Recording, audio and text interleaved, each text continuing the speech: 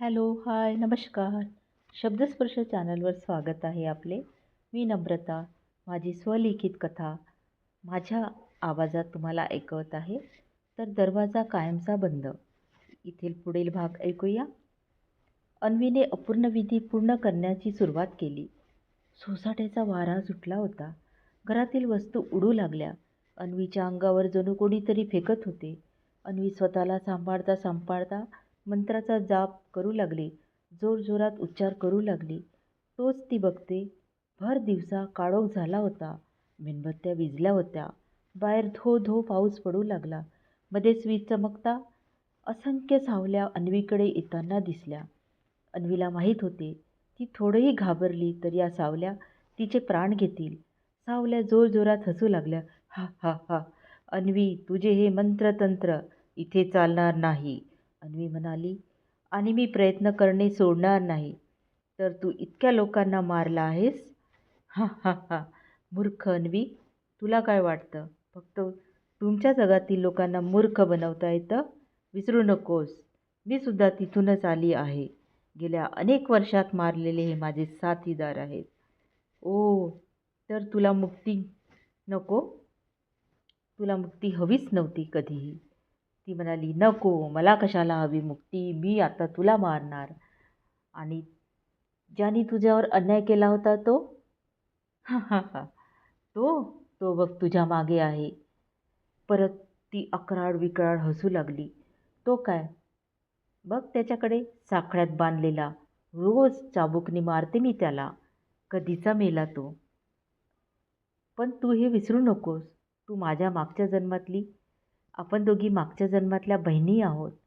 सावली म्हणाली, आता कसलं नातं?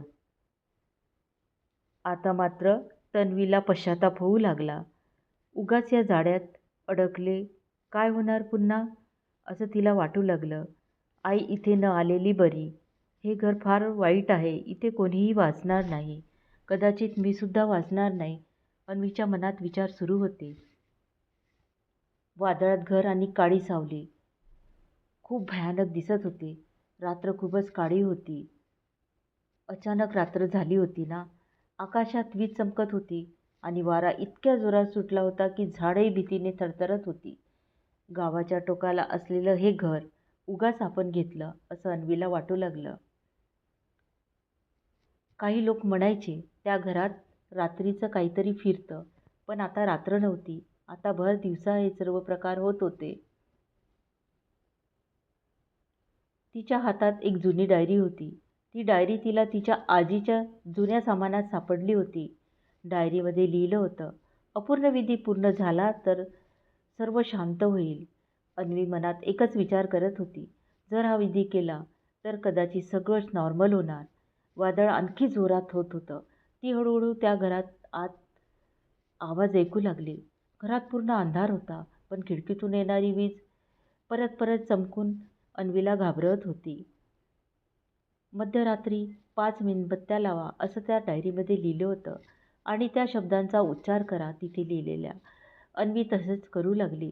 तिने थरथरत्या हाताने 5 मेणबत्त्या लावल्या. घरात वरच्या मजल्यावर पावलांचा आवाज आला. ठक ठक ठक. अन्वी घाबरल्यासारखं वाटलं अन्वीला.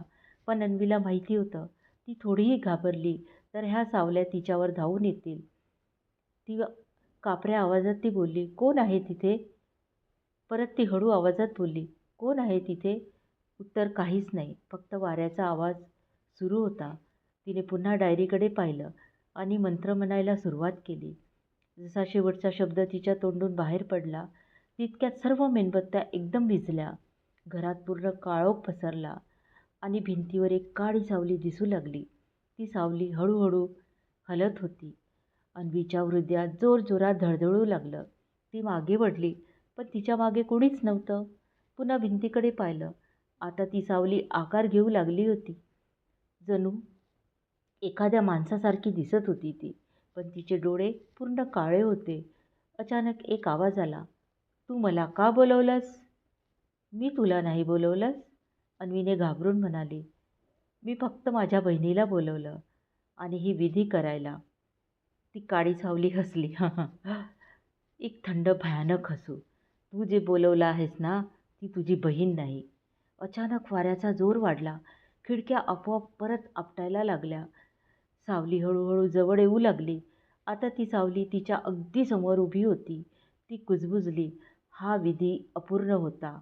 आता त्याची किंमत तुला द्यावी लागेल. आणि अचानक घरातून एक भयानक किंकाळी ऐकू आली. त्या रात्रीनंतर गावात कोणीच त्या घराजवळ गेलं नाही. पण लोक सांगतात, वादळाच्या रात्री त्या घराच्या खिडकीमध्ये एक मुलगी आणि तिच्या मागे उभी काळी सावली दिसते. जणू अजूनही अपूर्ण विधी पूर्ण होण्याची वाट पाहत आहे. तर आपणास हा भाग कसा वाटला? जर आवडला असेल तर नक्की लाईक करा आणि सबस्क्राईब करायला विसरू नका. आणि अशाच नवनवीन कविता, कथा, कादंबऱ्या ऐकण्याकरिता चॅनलला सबस्क्राईब करा. धन्यवाद.